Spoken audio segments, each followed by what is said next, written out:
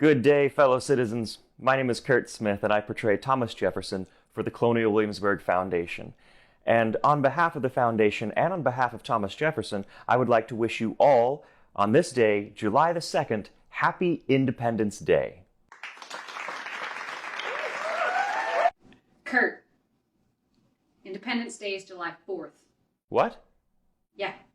No, it's not. It's July 2nd. John Adams said that July the 2nd should be remembered ad infinitum with parades and fireworks.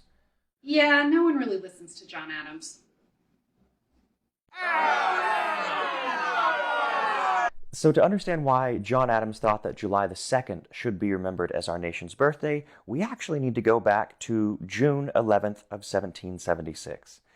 That's the day when the famous Committee of Five was formed. That committee's job was to draft a Declaration of Independence in case the vote went in that direction. We were still uncertain if we had the support. Of course, on that committee sat Jefferson. Jefferson was, out of that committee, chosen to do the business. Now, it should be mentioned here that Jefferson wrote several drafts of the Declaration of Independence, and in his drafts are included many aspects which might sound unfamiliar to the modern ear. The document that we celebrate today isn't the document that Jefferson proposed. So let's get into some of the minutiae, some of the fun details that Jefferson proposed that don't make their appearance in the Declaration as we see it today. So we are going to get into three distinctions that appear in Jefferson's rough draft of the Declaration of Independence that do not appear in the copy that we all know and celebrate today. First and foremost, we hold these truths to be sacred and undeniable, says Jefferson. We can thank Dr. Franklin for making us all self-evident, that perhaps self-evident is better than sacred and undeniable. And what about life, liberty, and property? Well, if you're a fan of John Locke, then you would know that those three certainly go together. They're sanctified in John Locke's treatises. But yet Jefferson lifts out property and in its place reaches deeper into more ancient history with Aristotle. And Aristotle says that greater than property is man's pursuit of happiness. So Jefferson, in that one sentence, steals, because the best artists do, from two men, John Locke for the first part, and then for happiness, he steals from Aristotle, lifting property. And finally, the very last aspect about Jefferson's Declaration of Independence that doesn't make it into the final copy is his anti-slavery clause.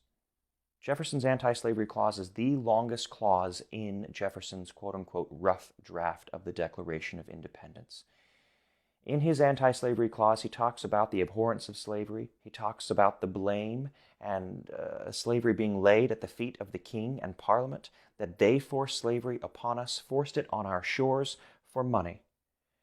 And Jefferson wrote this while his manservant, his enslaved manservant Bob, was sitting right next to him in the very same flat there in Philadelphia owned by Jacob Graff, Jr.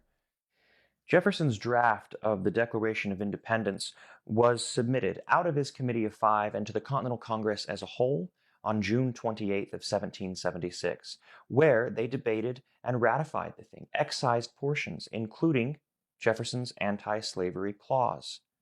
But then they decided they couldn't adopt the Declaration of Independence without first voting on independence. So that vote happened finally in the affirmative on July, you guessed it, the 2nd, our nation's birthday. Then, 2 days later, the Congress finally adopted the ratified version of what is now, what we all know, our Declaration of Independence on July the 4th. No matter what day you celebrate, July 2nd or July 4th, Happy Independence Day.